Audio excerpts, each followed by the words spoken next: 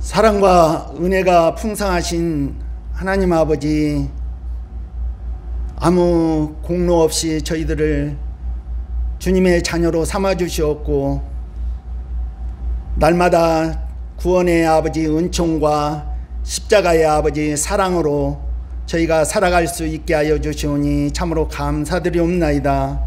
사랑의 하나님 아버지, 이 한 시간도 저희가 신령과 진정으로 예배를 드리오니 우리의 예배를 온전히 받아 주시옵고, 이곳에 성령의 아버지 충만함과 은혜의 풍성함을 더하여 주시옵소서. 사랑의 하나님 아버지, 이 시간도 하나님의 살아있는 말씀이 우리 내면 속에 깊이 하나님 기경하여 주시사 우리의 아버지 딱딱한 우리의 심령들이 부드러워지게 하여 주시옵고, 하나님의 풍성한 사랑으로 넘쳐나게 하여 주시옵소서.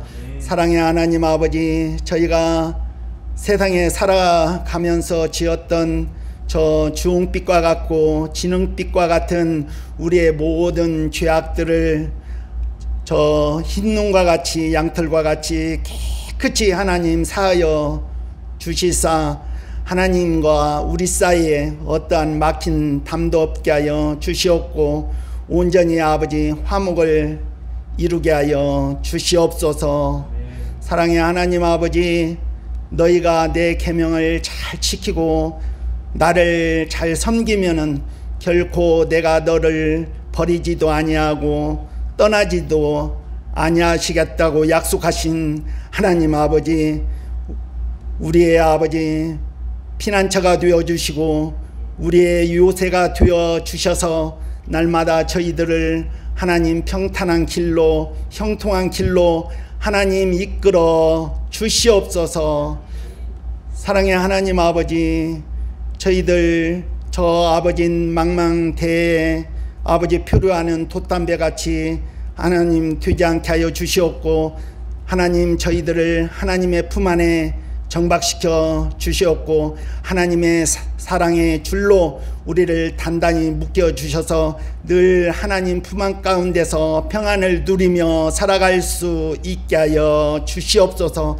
사랑의 하나님 아버지, 환난은 인내를, 인내는 연단을 소망을 이루어 주신다고 하신 하나님 아버지, 날마다 저희들을 연단시켜 주셔서 하나님 저 여호수아와 갈렙과 같은 아버지 담대한 믿음을 저희에게 허락하여 주시옵고, 그 85세에도 이 산지를 내게 달라고 하신 갈렙과 같은 하나님, 저희들도 큰 아버지 믿음의 그릇들이 되게 하여 주시옵소서. 이 시간 말씀을 전하시는 목사님, 하나님 붙들어 주시옵소서. 더욱더 강건케 하여 주시옵고, 성령의 아버지 충만함을 더하여 주시사 하나님 달려가도 곤비치 않고 하나님 아버지 걸어가도 피곤치 않도록 날마다 하나님 독수리 날개치며 올라간 같은 아버지 영적인 아버지 능력을, 힘을 더하여 주시옵소서. 사랑의 하나님 아버지, 저희 성화교회를 하나님 붙들어 주시옵고 날마다 반석 위에 세워 주시사 하나님의 사명을 아버지 잘 감당해 나가는 귀한 아버지 교회가 되게 하여 주시옵고, 이곳을 통하여서 하나님 이곳이 구원의 아버지 방주가 되게 하여 주시옵고, 축복의 아버지 통로가 될 수 있게 하여 주시옵소서. 사랑의 하나님, 저희 가정들을 하나님 지켜주시옵고 늘 함께하여 주시옵고,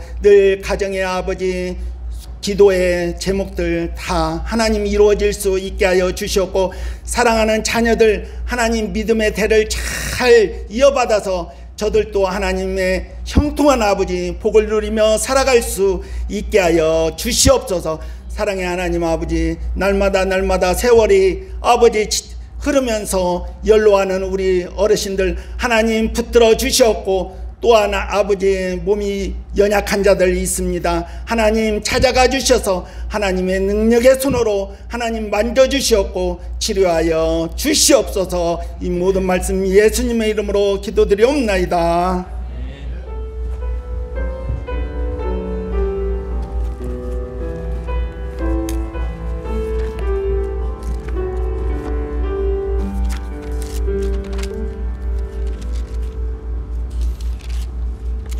저희가 모세오경을 전체적으로 설교를 하고 있는데 잠깐 사순절 기간에 예수 그리스도에 대해서 좀 더 묵상하고 그 은혜에 동참하고자 사순절 설교를 하겠는데, 예수님의 고난에 집중하기보다 예수님께서 이 땅에 우리 가운데 베풀어 주시고자 하는 것이 무엇인지를 함께 깊이 묵상하는, 예수님의 복음의 능력이 무엇인지를 확인하는 그런 시간을 갖고자 합니다. 그래서 오늘은 정결궤를 넘어 생명으로라는 제목으로 말씀을 전할 텐데, 본문은 요한복음 2장 1절에서 11절까지 말씀입니다.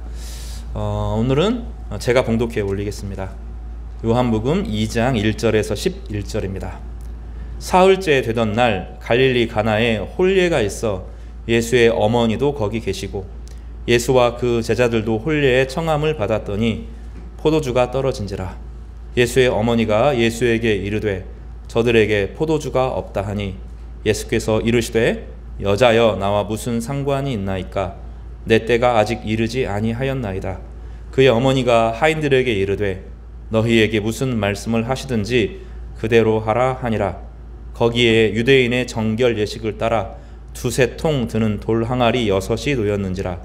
예수께서 그들에게 이르시되 항아리에 물을 채우라 하신즉 아기까지 채우니 이제는 떠서 연회장에게 갖다 주라 하심에 갖다 주었더니 연회장은 물로 된 포도주를 맛보고도 어디서 났는지 알지 못하되 물 떠온 하인들은 알더라.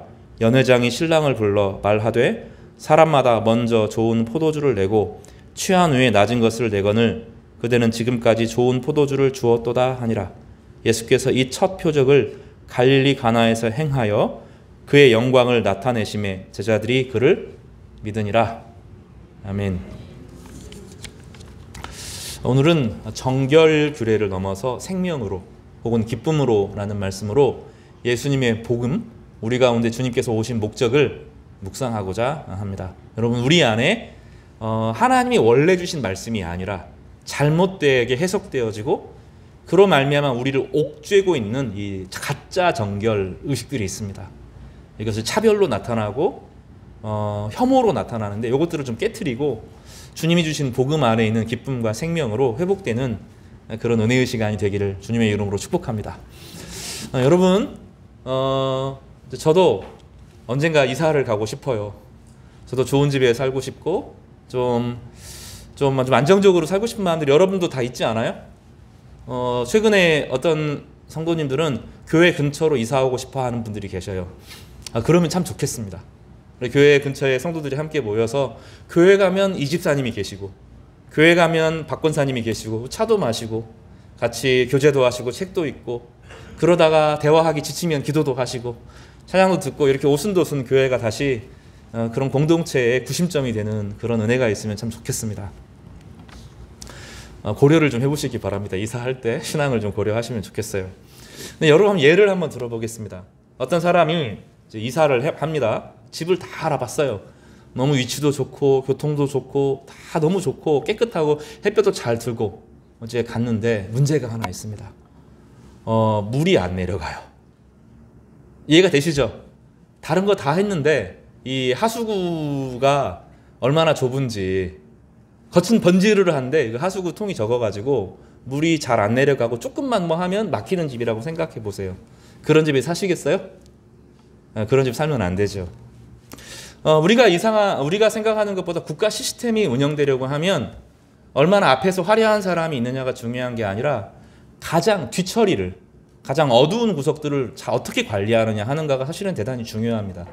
집을 지을 때도 화장실을 먼저 놓고요. 집을 지을 때도 건축 기조를 골조를 세우고 나면서 항상 하는 것이 배수구가 어떻게 하는가를 가장 먼저 고려합니다. 건축하시는 분들 제 말이 맞나요? 분명합니다. 앞에 물어본 건데 그거 되게 중요합니다. 이게 안 되면 아무리 전기 조명이 좋고 뭐 해도 문제가 안 됩니다. 그런데 그래서 항상 이 집을 짓고 물 내리는, 그래서 이제 이사할 때 어머니들이 뭐 해요? 자기 자녀들 집 구해주고 물을 내려봅니다. 물이 잘 빠지는가, 물이 잘 나오는가, 요거부터 확인하는 거죠. 그러나 그런 기초, 튼튼한 기초를 세우고 배수구를 잘 마련하고 전기가 들어오는지 확인하고 이런 동선들을 확인하는 것들 중요하지만, 집의 구조와 가구들, 배치, 이런 모든 것이 다 있어도 그게 목적은 아니죠. 반드시 필요하지만 목적은 아니잖아요. 물이 잘 빠지는 게 목적이 돼서는 안 되잖아요. 이 필요하지만 그게 목적은 아니죠. 뭐가 필요합니까? 편안하게 안전하게 누릴 수 있어야 되고, 또 무엇보다도 함께 가족들과 함께 좋은 교제를 나누고 함께 살아가는 것이 중요하겠죠. 그래서 이 하우스하고 홈은 다른 겁니다. 집하고 가정은 다른 거죠. 얼마나 멋진 건축물이 있느냐 보다도 그 안에 어떤 일이 이루어지는지를 보는 거죠. 복음이 그렇습니다. 복음이라고 하는 것은 제일 처음에 어떻게 시작됩니까? 우리가 죄인인 것을 발견하고 우리가 쌓아놨던 죄들을 주님 앞에 고백하고, 또 그 안에서 죄가 예수 그리스도 안에서 치료되고 회복되어지는 놀라운 은혜의 경험을 하면서 그리스도인이 되죠. 그래서 이건 반드시 겪어야 됩니다. 내가 얼마나 하나님 앞에 부끄러운 사람이었는지, 하나님이 만들어 놓으신 계획과 내가 얼마나 멀었는지를 확인하고, 하나님 없이 살아갔던 내 인생, 영원한 아버지 살아계신 하나님이 계신데 내가 그 하나님을 무시하고 살았던 것을 회개하는 것이 반드시 필요합니다. 그런데 살면서 맨날 그것만 해요. 맨날 회개하고 죄짓고 회개하고 죄짓고 회개하고 계속 그것만 합니다. 그건 어떤 집이냐면 하수구만 있는 집이에요. 이해가 되셨어요? 하수구만 있는 집입니다. 집에 하수구만 있지 않아요. 집은 백주도 발라야 되고 바닥도 잘 해야 되고, 타일로 할 건지 벽지로 할 건지 뭐 강판을 깔 건지 요즘엔 대리석을 깔 건지 그것도 해야 되고, 멋진 조명도 놔야 되고, 가족으로 서로 식사도 해야 되고, 뭐 잘 정리가 안 되면 친구들도 모이고 그 안에서 가족이 화목해야 되죠. 신앙은 이 두 단계가 같이 있어야 되는 거예요. 하나는 우리의 죄가 치료되어지고 다시 한번 인생을 새롭게 시작하는 그런 순간도 필요하고, 그렇지만 복음은 그것으로 머무르지 않고 죄의 용서를 넘어서서 하나님이 우리 가운데 주시고자 하는 삶의 목적, 창세기에서는 그것을 하나님의 기쁨이라고 표현했잖아요. 너무 막 잘 살고 행복하고 의미 있고 가치 있게 살아가면서 인생을 멋있게 가꾸어가는, 그거 하나님이 보고 싶지 않겠어요? 하나님이 인간을 만들어 놓으시고 죄 지었으니까 심판하고, 요거 죄 지었는가 안 지었는가를 맨날 감시하면서 요 놈 또 죄 지었네 벌 주고, 하나님이 하루 종일 그거 하시겠어요? 그걸 목적으로 하신 게 아니잖아요. 우리 죄를 십자가 안에서 예수 그리스도를 통해서 치료하고, 예수 그리스도 안에서 하나님의 창조되심을 경험하면서 부활의 능력으로 하나하나 우리 인생을 가꾸어 나가서 복된 존재로 살아가기 원치 않으시겠어요? 그래서 예수님께서는, 예전에도 제가 이 본문을 가지고 설교한 적이 있는데, 예수님께서는 예수님의 첫 사역을 다른 것에서 하신 게 아니고, 예수님의 첫 사역은 오늘 요한복음에 나타난 바로 이 사역입니다. 제자들을 부르시고 나서 본격적으로 한 첫 사역은 누가복음에서 나타난 것처럼 희년을 선포하는 것, 즐거운 해를 선포하는 것과 더불어서 첫 기적은 바로 이 기적입니다. 이 기적이 무엇입니까? 잘못된 정결 의식에 찌들어 있던 이스라엘 백성들을 건지시고 그들에게 온전한 결혼잔치, 온전한 혼인잔치를 이루는 기쁨의 잔치에 제자들을 초대하신 것입니다. 여러분, 죄는 반드시 처리돼야 됩니다. 우리 인생에 살면서 수치스러웠던 것, 중독에 빠졌던 것들, 독주 생활하는 것, 성경에서 포도주나 이런 것들이 조금 완화한데 이 소주는 안 됩니다, 여러분. 소주 안 됩니다. 성경에서 그거 금합니다. 소주는 독주에 속하기 때문에 그런 거 하면 안 됩니다. 그런 이제 하나님이 주시는 이 기쁨들을 우리 안에 회복하시기를 바랍니다, 여러분. 이 죄의 치료를 넘어서서 그 다음에는 어떤 일이 벌어져요? 하나님과 동행하면서 하나님이 우리 가운데 베풀어 주시는 엄청난 기쁨과 하나님 안에 인생을 회복하는, 그 다른 사람을 행복하게 해주는 그런 섬김의 삶을 오늘 본문은 우리 가운데 가르쳐 주는데, 예수님께서는 바로 그 두 가지를 하시기 위해서 왔다 하고 본문은 말씀하고 있습니다. 오늘 말씀을 통하여서 죄사함의 복음과 함께 하나님께서 우리 가운데 주시는 기쁨의 복음에 참여하는 은혜의 성도님 되시기를 주님의 이름으로 축복합니다. 2장 1절에 보면 예수님께서 제자들을 이제 부르셨는데 제자들 몇 명과 함께 가나 혼인 잔치에 초대를 받았습니다. 우리의 혼인 잔치는 너무 재미가 없어요. 저도 이제 영화로만 유대인들의 혼인 잔치를 본 적이 있는데 완전히 분위기가 다릅니다. 우리는 결혼식 얼마 동안이면 끝나죠? 한 30분, 40분 정도 끝나죠. 그리고 뭐 합니까? 결혼식의 핵심은 뭡니까? 부조죠, 부조. 식사도 아니고 부조를 하고 오느냐 안 오느냐, 이게 이제 되게 중요한 핵심이잖아요. 그래서 결혼식은 신랑 신부가 주목받는 것이기도 하지만 그동안 뿌려졌던 것을 걷어들이는 날이잖아요.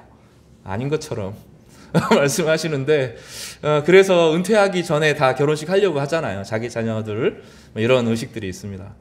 근데 유대인들의 결혼은 좀 다릅니다. 지금같이 카톡으로 초대장 보내는 시기가 아니잖아요.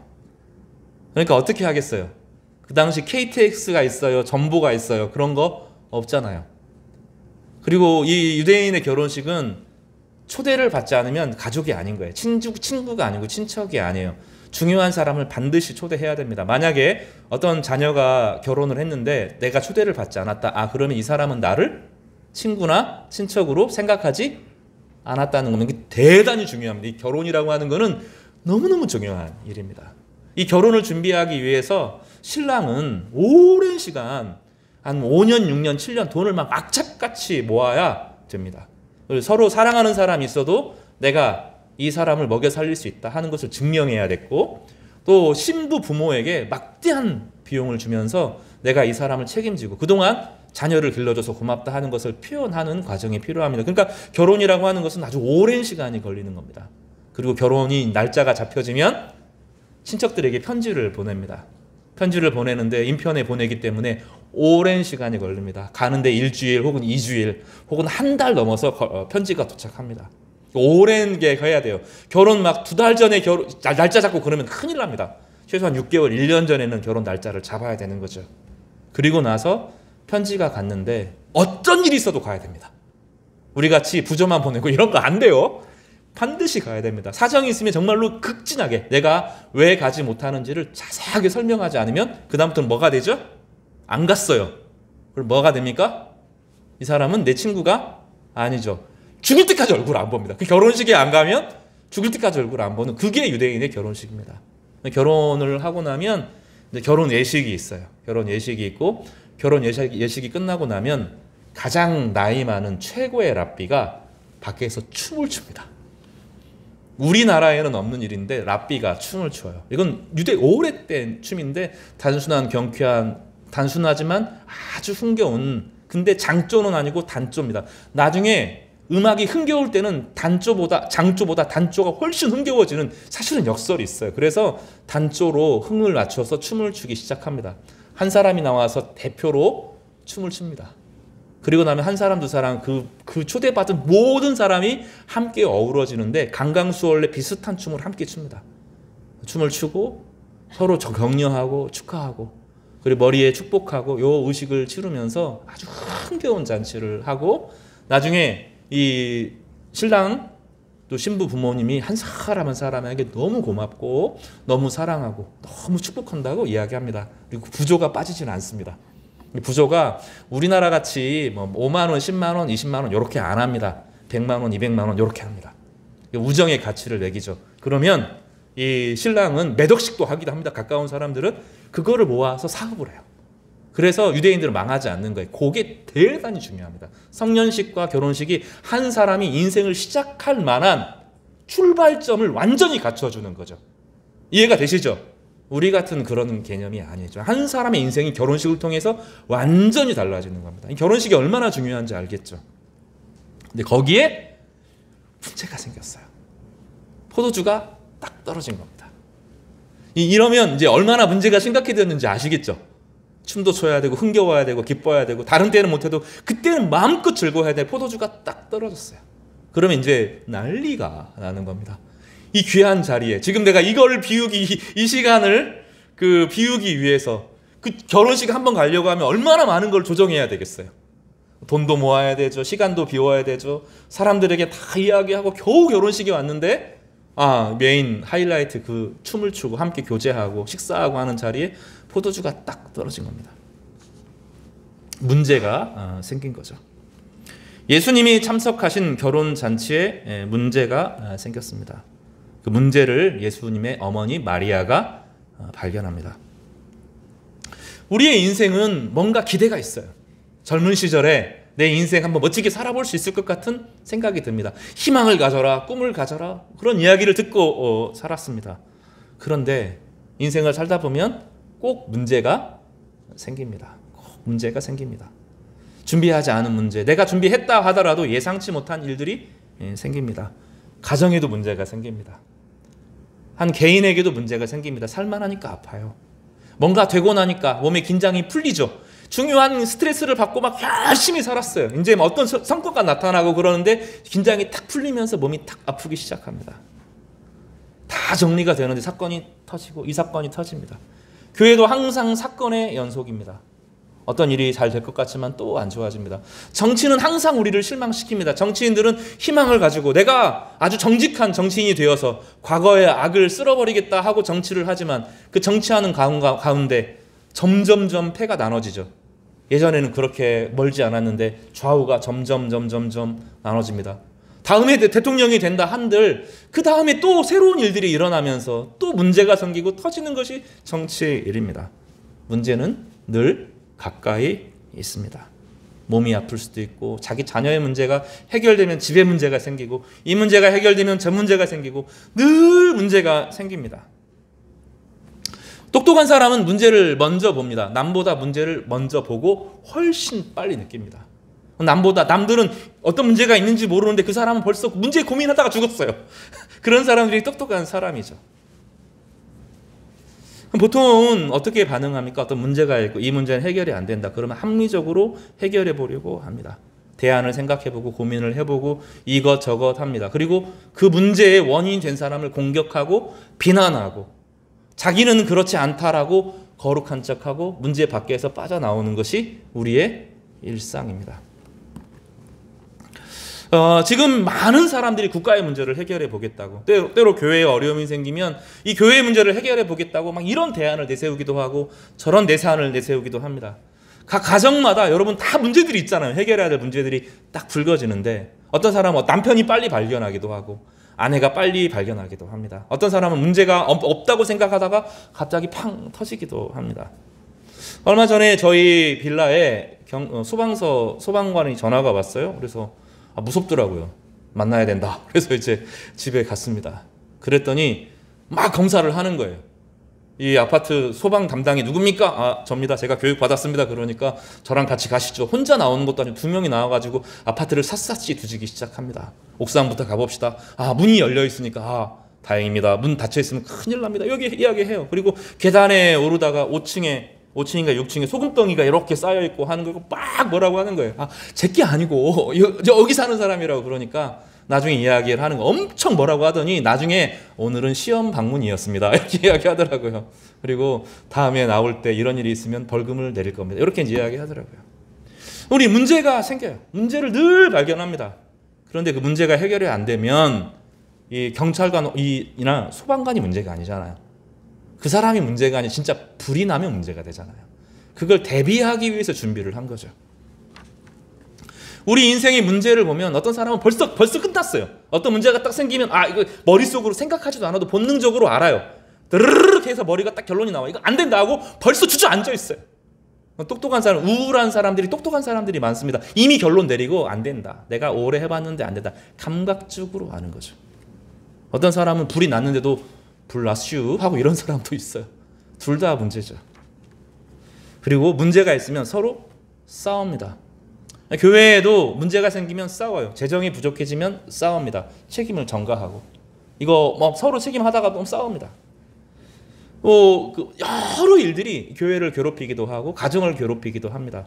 가정 안에서 통계에 보면 한 400에서 500만 원 버는 사람들이 행복하대요. 더 많으면 더 높은 사람들이랑 비교해서 스트레스 받고 더 적으면 이 경제적인 어려움 때문에 정말 그 어려움 자체 때문에 싸운다는 거예요. 참 이상하죠. 문제가 생기면 서로 싸우고 남에게 비난을 돌리고 그리고 자기 자신이 그렇지 못한 것에 대해서 한탄하고 어려워하고 자기를 비난하고 내가 왜 이거밖에 안 될까? 여기에 빠져들죠. 그리고 그 문제가 해결이 안 되고 오래되면 고질병이 되어서 체질화 되어집니다. 그럼 성격이 되죠. 성격이 늘 문제가 없어졌어도 늘 마치 문제가 있는 것처럼 우울하게 살아갑니다. 그걸 사람들은 뭐라고 부르냐면 MBTI라고 불러요. 인생은 고정되어 있고 내 성격은 영원히 정해져 있다. 아니라니까요. 이거 거짓말입니다. 새빨간 거짓말이죠.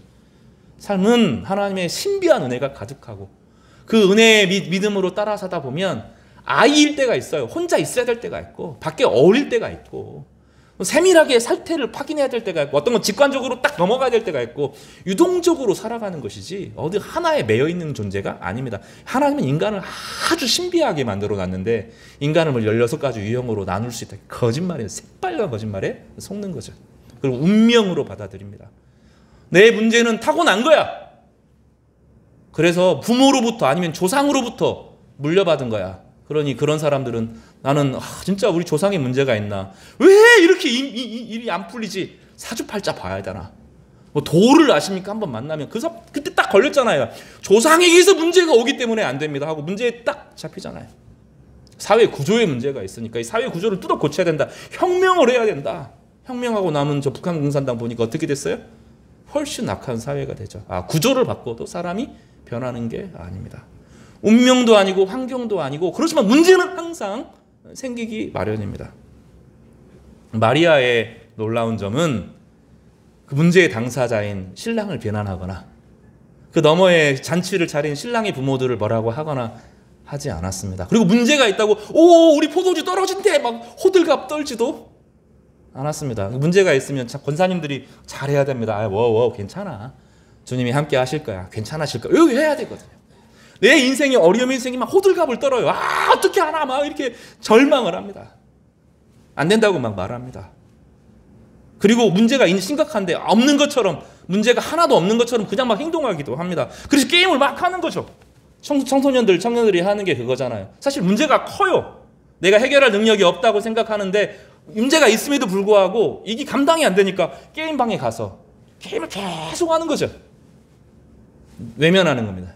절망하는 거죠. 근데 마리아는 좀 다르게 행동했습니다. 이 문제를 누구에게 가지고 와요?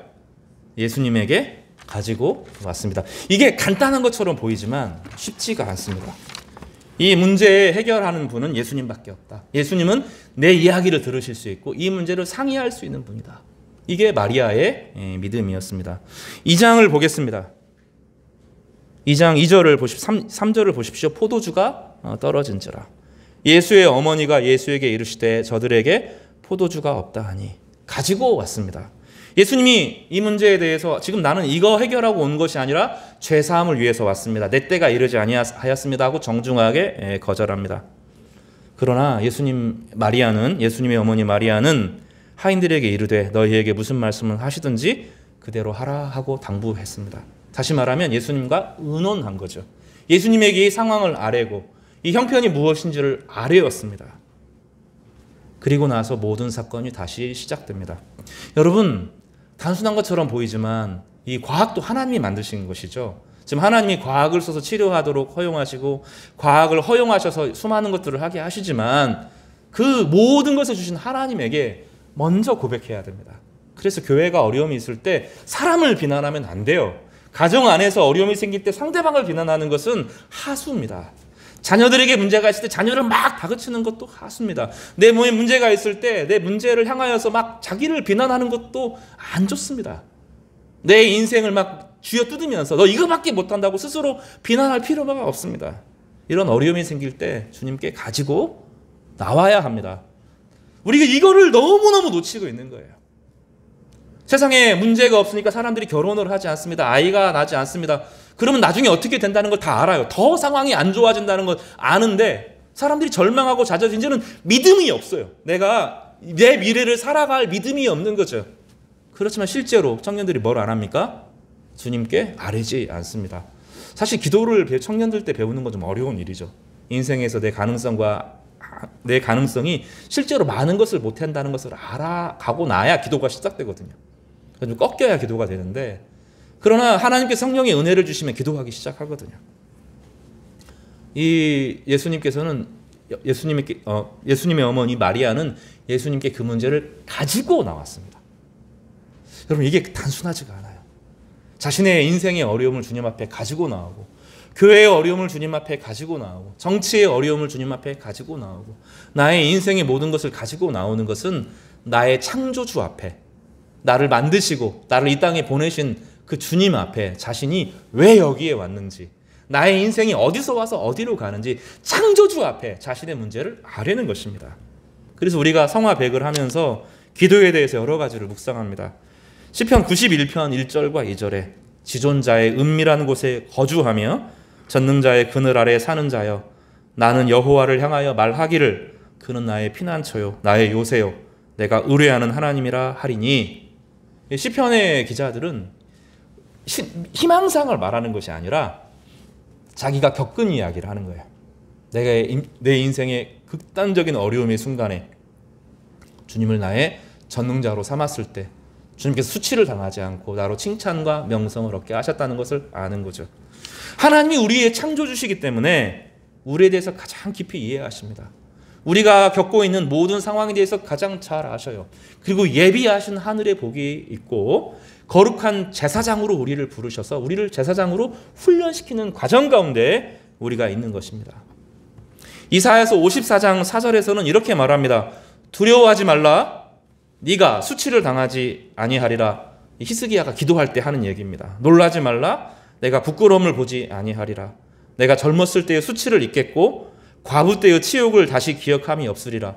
히스기야가 다스리는 나라, 유다 나라가 마치 과부처럼 보이는데 아니라는 거죠. 하나님이 남편이다. 내가 너를 끝까지 책임진다 하는 것입니다. 성도 여러분, 어려움이 있을 때 이 어려움을 어떻게 해야 됩니까? 주님께 가지고 나오시기를 바랍니다. 주님께 상의하시기를 바랍니다. 주님은 우리의 이야기를 듣고 싶어 하시고 우리와 함께 그 문제를 해결하기를 원하시고 우리의 인생의 의미와 가치를 돌려주시기를 원하시는 거예요. 그 은혜를 우리가 함께 누리면서 정말로 깊은 기도의 사람으로 성장해 가시는 우리 성도들 되시기를 주님의 이름으로 축복합니다. 두 번째로는 예수님께서 제자들의 이 종들에게 독특한 명령을 합니다. 여기 보면 6절을 같이 한번 천천히, 6절이 대단히 중요해요. 오늘 본문을 해석하는 데 대단히 중요하기 때문에 천천히 읽어보겠습니다. 시작. 거기에 유대인의 정결 예식을 따라 두세 통 드는 돌 항아리 6이 놓였는지라. 예수님께서 오늘 핵심은 무엇입니까? 이 물을 어떻게 바꿔요? 포도주로 바꾸었습니다. 왜 가능하죠? 그것이 매지션이 아니라 창조주기 때문에, 온 우주를 창조하신 하나님이시기 때문에 물을 포도주로 바꾸셔 주셨습니다. 그런데 도구가 중요합니다. 어떤 물입니까? 어떤 물입니까? 이 물이. 따라서 해볼까요? 정결의식. 정결 예식을 따라서 정결 예식을 따라. 정결 예식이 뭘까요? 이제 오늘 이게 이제 본문의 가장 중요한 핵심인데, 집에 오면 손 씻고 밥 먹고 막 이렇게 그걸 위해서 하잖아요. 근데 제 아내는 저한테 맨날 물어보죠. 치실했어? 맨날 물어봅니다. 여기 정결 의식이 아닙니다. 그거는 위생상 하는 거죠.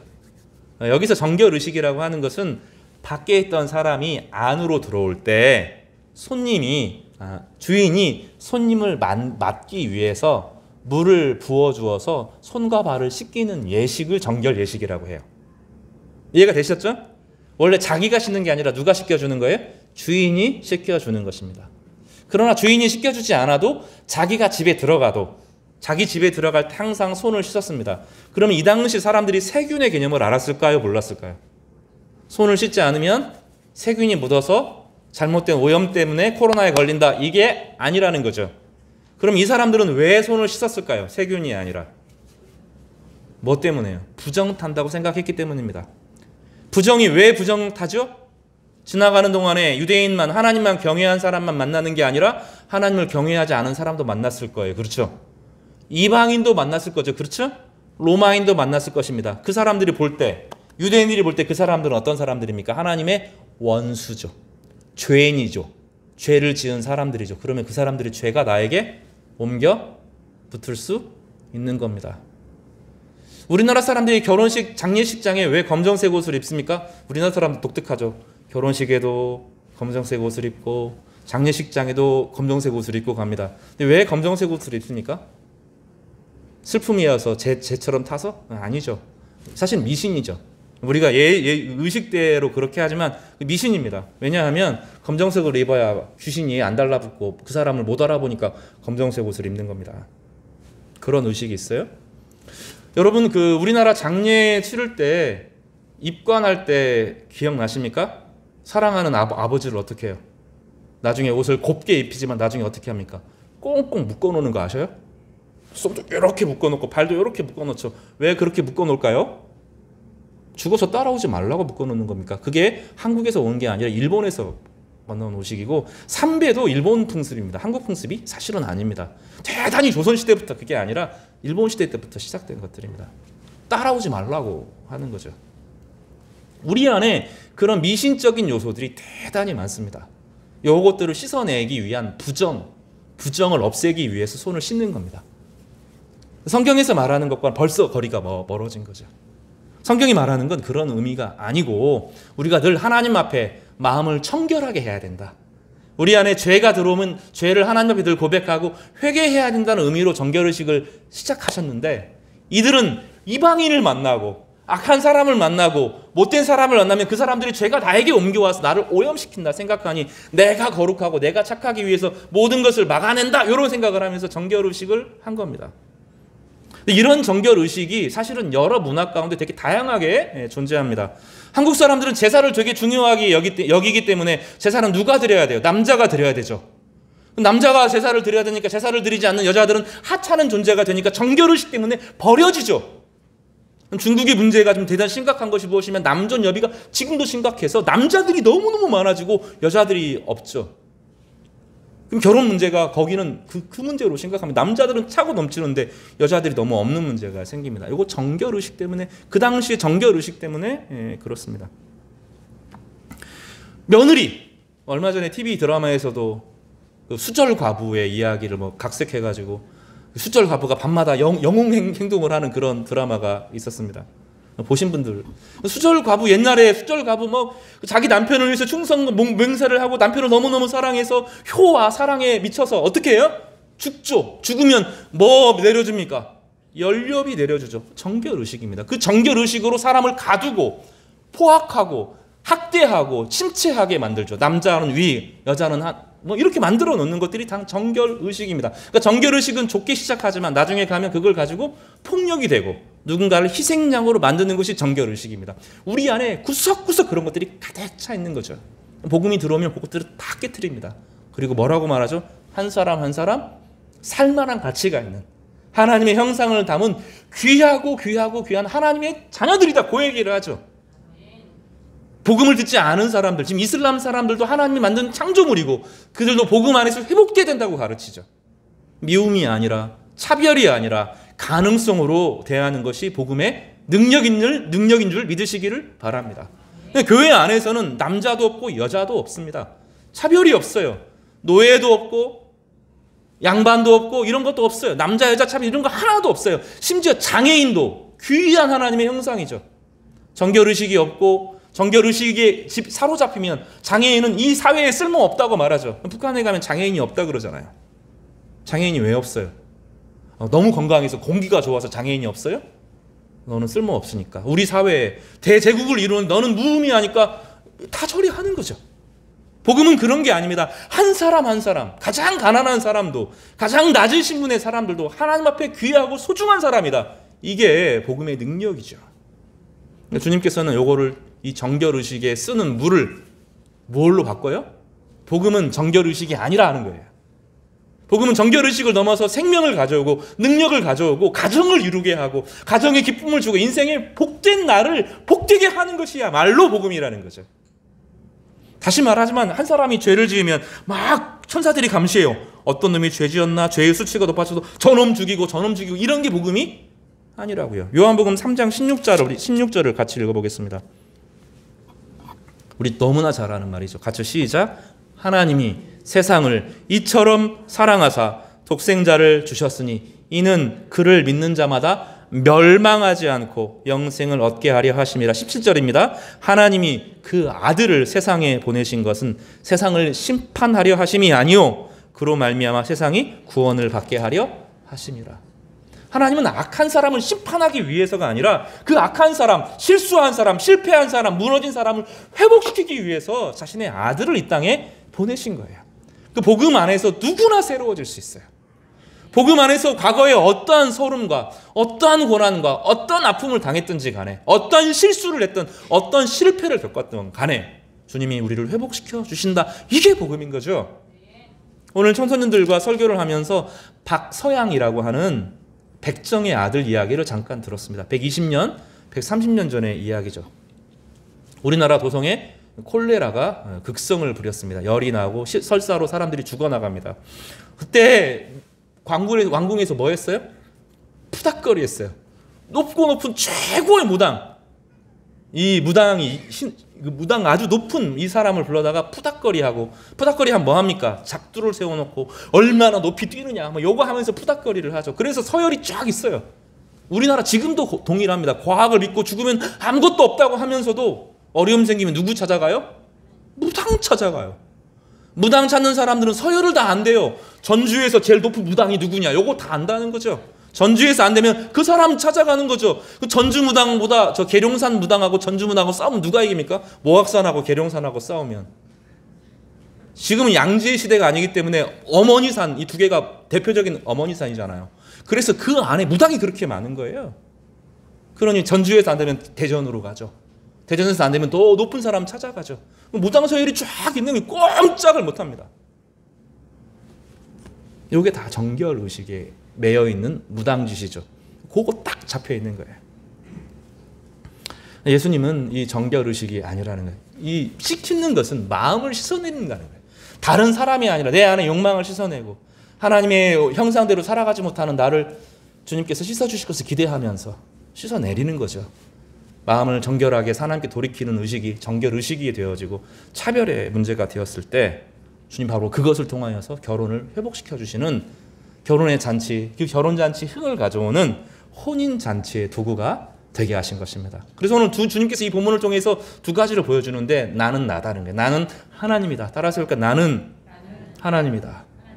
나는 창조주다. 물을 만든 것도 나고 화학식을 만든 것도 나고 물리식을 만든 것도 나고 H2O가 합치면 물이 되는 거, 이거 수소 2개 산소 하나 만들면 물이 되는 거 하나님이 만들었다는 거예요. 모든 화학식의 근원이시기 때문에 근원을 바꾸어서 물을 포도주로 바꿀 수 있는 나는 하나님이다. 내가 모든 것을 회복시키고 치료한다. 그 얘기를 이 본문을 통해서 하는 거죠.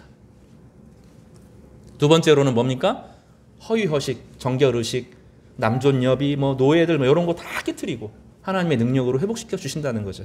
아까 제가 그 에비슨이라고 하는 선교사, 의료 선교사가 그때 궁중 어휘로 들어가죠. 그리고 그 푸닥거리 그만하라고 하고 물 먹이고 열 내리고 약 먹이고 콜레라를 종식시키고 궁궐에서 콜레라를 몰아내고 이거 하나님 만든 세균이 한 건데 잘못 관리해서 그런 거다. 그래서 세균론과 귀신론 요 이야기를 하면서 귀신이 하는 게 아니라 세균이 한다. 하나님의 창조 질서 안에서 모든 것이 바로 잡힌다. 하나님 주신 약을 통하여서 치료한다. 치료를 한 거죠. 그거를 본 천민 하나 백정 중에서도 하급 백정도 여러 단계가 있다 그러더라고요. 일용직 백정. 그 사람의 아들 박봉출이라고 하는 아이가 이 토마스 모어라고 하는 그 학당에서 언어 교육을 받고 그리고 이 에비슨이 그 고종 황제에게 이 콜로라를 종식시키니까 얼마나 좋았겠어요. 너 원하는 게 뭐냐? 그러니 에비슨이 멋진 말을 하죠. 노비도 의사가 될 수 있는 길을 열어주십시오. 그래서 그분이 백정 노비가 우리나라 최초의 외과 의사가 됩니다. 박서양이라는 분이에요. 상서로운 빛을 온 세상에 펼친다. 박서양이라고 박봉출이라는 이름을 박서양으로 바꾸고 우리나라 최초의 의사가 됩니다. 이게 복음이죠. 복음은 노비를, 천민을, 학대받았던 모든 사람들을 변화시킵니다. 나이가 들면 서럽잖아요. 나이가 들어가면 저도 이제 나이듦에 대해서 조금 고민하기 시작을 해야 되는데 어르신들 서럽잖아요. 아무도 인정해주지 않고 삶에서 이제는 당신은 용도 폐기됐으니 그냥 사십시오 이렇게 말하잖아요. 그동안 젊은 시절에 죽도록 고생했던 것들을 알아주지 않고 그거 시대잖아요. 근데 주님은 그렇지 않다는 거죠. 오늘 장로님이 갈렙 이야기를 했는데 85살에 하나님 나를 사용하여 주십시오 하고 사용됐잖아요. 노인도 노비도 남자도 여자도 어린이도 모두가 하나님 앞에 성령 안에서 회복되어지고 새로워질 수 있다. 주님께서 그걸 가르쳐주기 위해서 뭐 합니까? 이 정결의식을 따라 사용됐던 물을 어떻게 바꿔요? 포도주로 바꾸어서 잔치에 흥이 돋게 하고 서로 회복하게 하고 잔치가 망하지 않도록 그 오래 멀리서 온 사람들을 실망시키지 않는 그 포도주로 바꾸는 잔치를 벌이게 한 것입니다. 하나님은 여러분이 죄에서 회개하여서 하나님 백성 되는 것만 바라지 않습니다. 그 넘어서 여러분이 온전한 가정을 이루기를 바라요. 그래서 청년들은 자신의 그 가정을 위해서 기도하시기를 바랍니다. 하나님 내 진짜 믿음의 가정 이루고 싶어요. 하나님 그렇게 꼭 해주실 거예요. 하나님께서 이 상황 조건 막 이런 거 모르겠지만 나는 진짜 믿음의 가정 이루고 살고 싶습니다. 그러면 하나님께서 그 길을 열어주실 거예요. 하나님 나는 지금 여러 조건이 부모가 나를 도와주지 못하고 여러 환경들이 좋지 않아서 나는 인생이 안 될 것 같아요. 아니라는 거예요. 하나님 그 한 사람 한 사람에게 복된 인생을 주시기로 계획하신 게 있다고요. 그래서 주님 저에게 기회를 달라고 나에게 능력을 달라고 간구하시기를 바랍니다. 그러면 하나님께서 그 길을 열어주실 거예요. 하나님이 이 땅에 우리를 고생시키고 죽도록 죄 안 짓는가 요거 확인하려고 하는 것이 아니라 참되게 아름다운 인생을 살아가도록 만드는 것이고 복음은 하나님이 세상을 너무 사랑하셔서 자신의 아들을 주심으로 세상을 회복시키기 위한 여정인 거죠. 교회는 바로 그 목적을 위해서 존재하는 것입니다. 사랑하는 성도 여러분, 오늘 첫 번째 사순절 설교를 하면서 주님께서 왜 오셨는가, 복음이 무엇인가를 여는 선전포고의 장면을 살펴보았습니다. 반드시 회개를 통해서 주님과 새로운 관계를 시작해야 되겠지만 그것에 머무르는 것이 아니라 여러분 기대하시기를 바랍니다. 우리의 정결의식에 사로잡혀 있는 우리를 하나님께서 얼마나 복되게 하실 것인지 기대하고 소망할 때 하나님께서 여러분을 한 사람 한 사람을 정말로 가치 있는 사람으로, 정말로 의미 있는 사람으로, 기쁨이 충만한 사람으로 회복시키고 변화시켜 주실 것입니다. 이 은혜가 우리 모두에게 충만하시기를 주님의 이름으로 축복합니다.